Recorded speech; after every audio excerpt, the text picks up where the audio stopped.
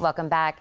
You know, many people find themselves in a situation in life where they become a caregiver to someone. Well, at some point they may ask themselves, where is the caregiver for the caregiver? That is where Dave Nassaney comes in with some help for us. Dave, thanks so much for coming in. Thank you, Tina. And you yourself found yourself in that situation in life. Yes, Tell me about that. I didn't sign up for it. It wasn't on my resume, but one day, 21 years ago, I became a caregiver to my beautiful wife, Charlene, when she suffered a massive stroke. It left her severely speech impaired and paralyzed on the right side.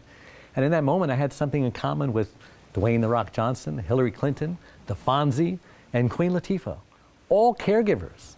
I now host a popular iTunes podcast called the Caregiver Radio Show, and I'm a best-selling author to my third book, It's My Life to Reclaim Your Caregiver Sanity. Now, during my National Book of Media Tour, I've done 21 morning shows just like this one. I've spoke at Harvard sharing the stage with Suzanne Summers, and I'm speaking at NASDAQ in New York City in April. So it's just a sad situation that of the 65 million caregivers who are unpaid in the U.S., approximately 30% of them will actually die before their loved ones do. And the ones that don't die, you know, the lucky ones, well, they'll quite often become sicker than the ones they're caring for, eventually being hospitalized, needing a caregiver of their own. It's a sad situation. I quote Elton John, it's a sad situation. Yeah. And caregivers just make a lot of mistakes and they don't know what they're doing. Well, you're coming from a personal place, so you know the 3 biggest mistakes we should be avoiding. Yes. The first biggest mistake to avoid is caregivers make a lot of mistakes when they don't put their needs first. Now, the airlines tell us every time we go on an airplane that an oxygen mask will fall. Put your mask on first before you help your loved one with their mask. Right. I mean, what an amazing metaphor for all of life. Take care of you first, not out of selfishness, but out of survival. Yeah. The second biggest mistake caregivers make, they don't know how to ask for help. Now, everyone has one of these. Yeah. It's called a cell phone. Right. You turn it on, you punch in the number.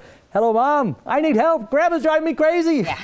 Call your mother, call your sister, call your wife's ex-husband, call anybody, but get over that silly notion that if you can't do it all by yourself, you're a failure as a caregiver. Third biggest mistake caregivers make is they let people pile guilt on them like they're stacking pancakes.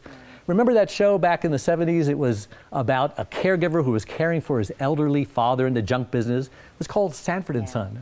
Well, Fred Sanford was notorious for guilting his son Lamont into doing all sorts of cockamamie, harebrained schemes. Right. He had no business doing. He used undeserved guilt. Went something like this. Oh, yes. It's the big one. No, son, really, it's the big one. Elizabeth, I'm coming to meet you, honey. And Lamont would fall for that con every single time. And caregivers are the same way. It's kind of like being handcuffed to your loved one for the rest of your life, a prisoner in your own home. And what's a caregiver to do? Yeah. Well, they're to care. And that comes to your acronym that helps us remember. Yes. Communicate with your friends. Don't isolate yourself. Caregivers need a life outside of caregiving. A, ask for help and be specific. And for goodness sakes, when help is offered, don't turn it down. R stands for rest. Caregivers need 8 hours rest every single night. The average one only gets 2 or 3. I can't survive on 2 or 3 hours, can you? Yeah. And the E stands for eat healthy, nutritious foods. Don't eat junk food. Junk food's got sugar and chemicals and processed ingredients. All that stuff will kill you. And so that's why I wrote my book, to save caregivers' lives. Yeah, and I know I'm going to tell them where they can go to take a quiz and, of course, get more information through your books. But, Dave, this was a great reminder for a lot of those caregivers that need a little bit of care themselves. And I love that you're coming from a personal place when you're telling that. So thank you so much for coming in. Thank you. Absolutely. Now, log on to caregiverscaregiver.com and take the Are You a Candidate for Burnout short quiz to receive a free copy of the Overcoming Unbelievable Hardships ebook.